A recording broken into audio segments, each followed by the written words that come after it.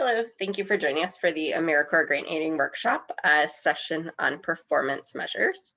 My name is Alexis Matthews. I will be working through this performance measures presentation with you. I am with Serve Wisconsin. I serve as a program officer and the RFP manager. And the other logo down there in the bottom right is with WEC, which is Wisconsin Evaluation Collaborative, who has two other presentations that are on this website, on the Serve Wisconsin website. So to get started, if you've already watched WEC's presentations, you have seen this already quite a few times probably. So this is just a way to show that everything in your application should be aligned. So your program design and your evidence, obviously the bold things there, but underneath those, your program design, meaning your theory of change, your logic model, your narrative, and your application should align with your performance measures and your quality data systems and your evaluation. And those should then influence your theory of change and logic model and what you write in your narrative, et cetera. So it's really just a feedback loop of your performance design should inform your evidence, and then your evidence in turn should tell you that your program design is working, or perhaps that you need to tweak some things in your performance design, program design. The goals of this performance measure session are to get a baseline understanding of the terminology, to go over some quick C&CS requirements, identify what a high quality performance measure is, understand how performance measures tie into the theory of change in program design, and that creation, the reinforcement of that performance measurement feedback loop. So CNCS, or Corporation for National and Community Service, the federal funder, the performance measures. So to start, I just want to begin by kind of confirming that this topic of performance measures, as with a lot of topics in national service, does have terminology that may be new and may be abbreviated. So a few of the basics for now. So the definition of performance measurement is the ongoing systematic process of tracking your program or project's output and outcomes. So again, it's just, you see there in italicized font, it's the systematic process of tracking your outputs and outcomes. Outputs are the amount of service provided. So how many people were served, how many products were created, how many programs were developed through your planned intervention. They measure the completion of activities, and they document the fact that individuals received services or products were created or programs were developed. So they answer the question, how much service did we perform? Or what products did we develop? They do not answer the question, what changed as a result of the service provided or the product developed? Outcomes, on the other hand, do reflect the changes or benefits that occur as a result of the intervention. So outcomes can reflect changes in individuals or organizations, communities, or even the environment. This may include changes in attitudes, knowledge, behavior, or condition. So if you look at the picture on the right, you'll see, for example, changes within an organization may include an enhanced system to better serve community members. Outcomes answer the question, what difference did our service make for beneficiaries? So did they have an increased understanding of, because of the service provided, the individuals that received that service now have an increased knowledge or an understanding of how to do something. This here is just a link for you to look at a later time. This is for the 2021 performance measure instructions. There are some selection rules that you'll see in these performance measure instructions. But what I want to specify this specifically talk about here is that you must have an output and an outcome, but they do not have to come from this document. You are able to create your own as long as you have an output and an outcome. You may, as an organization, already do more performance measurement than you think also. So think about where you are setting goals or targets and for what you track data and what you see your progress against. So, and if you don't, or perhaps you want to change it slightly, you'll want to think about what will I need to track minimally and where can I add to that? So again, like I mentioned, you do not have to use a performance measure that is in this document. Don't simply pick a performance measure because it's in here. You'll need one that aligns with your theory of change. So the performance measure instructions are organized by focus areas. So if your focus area is education, you're going to be able to see what education performance measures are there. But if none of them align with what your theory of change is, you are able to create your own.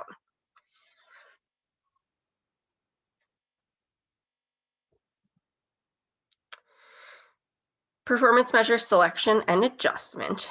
So performance measures do more than just fulfill a CNCS requirement. So when used appropriately, they really just provide data to help you make better decisions about portions of your program. So choosing the right performance measure can be tough, especially when your theory of change may get revised as your program grows and shifts to meet the needs that you're targeting. So too, what you're measuring also change. You're going to want to be strategic about the performance measures you choose so that it is something useful to you and your organization. Being strategic does not necessarily mean that you need to create a new staff position or spend a day brainstorming. It's just asking you to go a step further than just fulfilling the requirements. So the measures that I've seen that inform how the program is working lead to really interesting results, even if the program doesn't meet their measure. So even if you don't meet whatever your target is that you put on there, if you're using the performance measures appropriately for your program because they reflect your theory of change, it's really going to show what successes or what challenges or areas that you could change or improve to better meet your performance measures. You want to set targets that are ambitious and yet achievable. So, and you'll also need to adjust your measures and your targets over time. Targets being ambitious yet achievable, this is especially challenging if you are a brand new applicant. You want to set something that you do feel confident you can meet, but not that it's so easy that you'll meet it right away. You want to make sure that it's something that allows for perhaps in the first year of a program when you have not had an AmeriCorps program before. It's something that, you know, if something goes completely wrong and you decide that how you're tracking doesn't work, that maybe you still have a chance to meet it. So again, just as a recap here, select measures that reflect what your program is actually doing. Select measures you can use to understand how your program is working. Select targets that are ambitious yet achievable, and consider adjusting measures annually.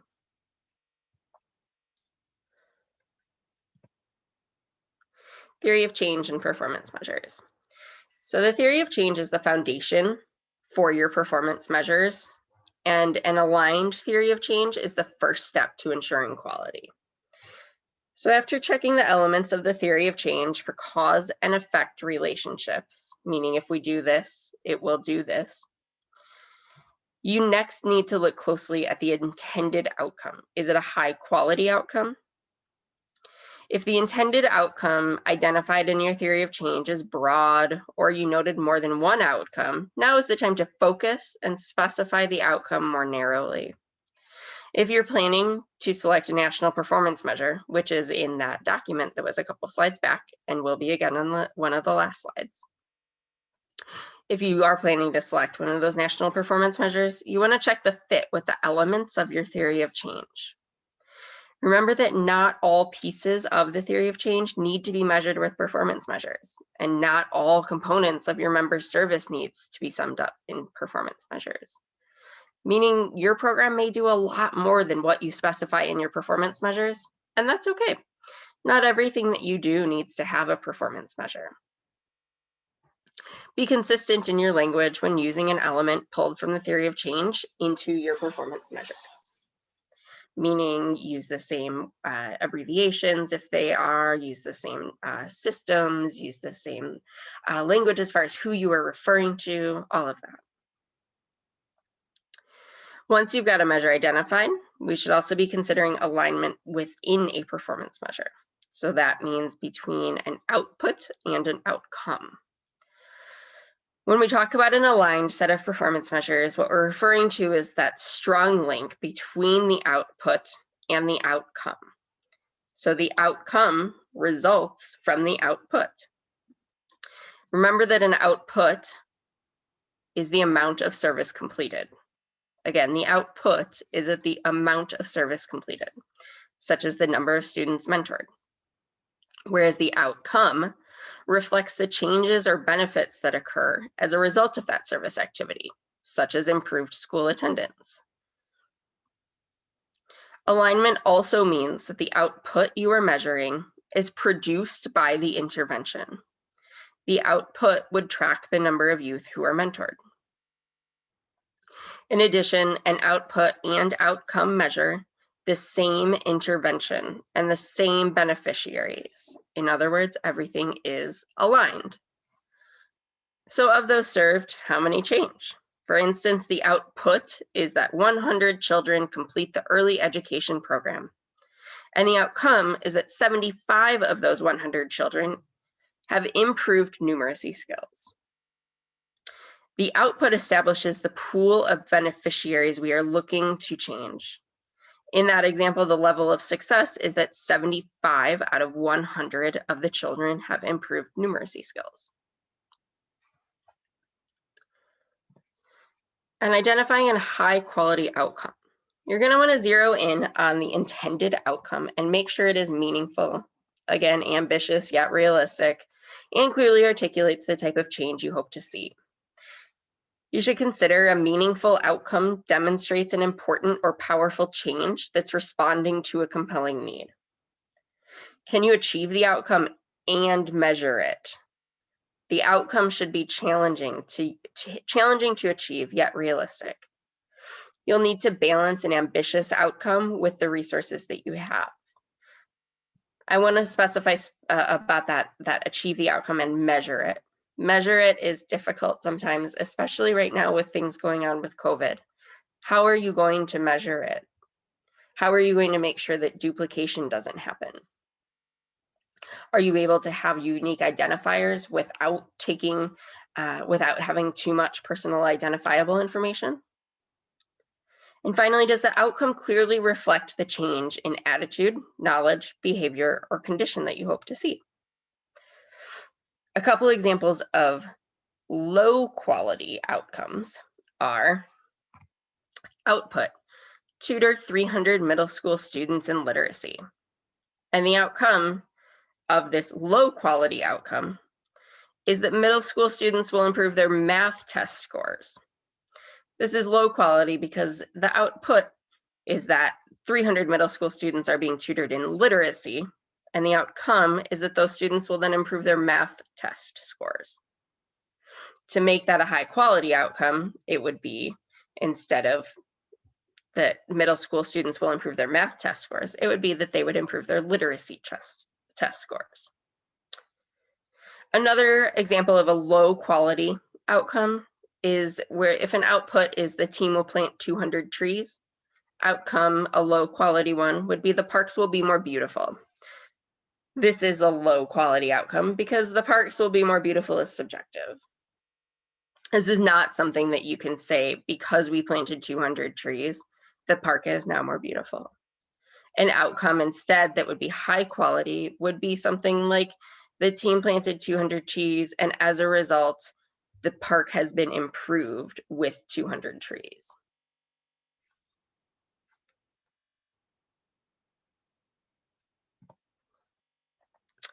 Performance measures as evidence. Performance measures are useful to improve your grant application. So tell your story through these performance measures. What lessons have you learned? How has that influenced your intervention throughout the years? If you're a brand new program, how do you think that the performance measures will influence your intervention? What do you know now about the need as a result of your evidence. So really comes through positively in your application if you have a very aligned performance measure with your theory of change, with your logic model. If all of that is aligned, the reader will see it and they will notice. And it strengthens your application significantly. If you can't learn lessons from your performance measures, or you don't know what the data is telling you, then you may need to look a little bit narrower in your performance measures. Again, a goal met or not met tells you that should tell you something about your program. And that message only gets stronger as you repeat the data collection. The first 3 years of performance measures are tough. It's sometimes a challenge to decide on what your organization wants to collect and what the targets should be, and that's okay. It's a learning experience and a learning opportunity for organizations to then fine-tune each year and focus on what they are discovering will be better for their theory of change and their program. And remember, again, good measures can help you understand how your program is working. So for example, let's say you want to understand more about program implementation, specifically member training. You could create a performance measure that looks at member knowledge gains at pre-service and in-service training sessions. These data can help you understand a key component of your program, which is member training, and specifically how it is implemented. If targets are not achieved on this measure, you'll know that member training is not being implemented as designed, and you should work to improve it so that targets are met. Performance measurement should be a continuous feedback loop. Determine where you measure, collect, look at what you receive and analyze it, and make programmatic decisions that are grounded in data. And all of this leads to stronger implementation. Whatever your performance measure is, please make sure you are doing all of the things you say you are doing, using the tools you say you're using, etc. If you say you are using a pre-post test in your performance measure, you must be using a pre and post test. If you say you use a certain type of data tracker, such as Salesforce, you have to use Salesforce. Again, make sure that all of the things that you say you are doing and the tools you say you are using, that you are actually doing those things and using those tools. Here's some tips from program officers and evaluators regarding performance measures. So make sure to have clear definitions of key terms. If you use an abbreviation, please make sure that you explain what that abbreviation is at least once. Be realistic about your outputs and your outcomes. Verify that the performance measure instruction requirements are met. That link is again on one of the first slides, and it will be in one of the following slides here too. Clearly describe how the outputs will lead to the outcomes. Align numbers within grant between logic model and performance measures, meaning your performance measures will say your targets, like you'll serve 25 schools. Your logic model should also have those same numbers. Don't create too many performance measures. 1 or 2 is plenty. Please do not feel the need that you have to have performance measures for everything that you do. 1 or 2 is plenty. You can always track additional things, but that doesn't mean that you have to use them as performance measures. You need to use the data collection method or tool that you specify in the performance measures and in your grant application.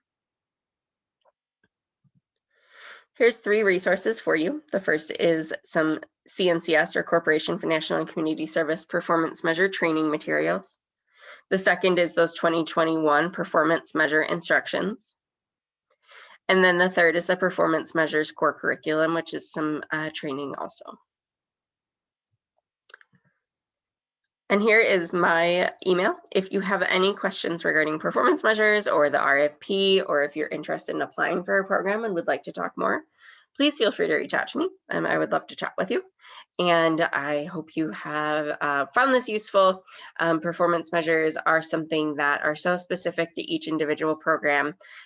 It would be very helpful if we could do this in person right now, but instead I would be more than happy to chat with each of you individually if time allows. Thank you so much.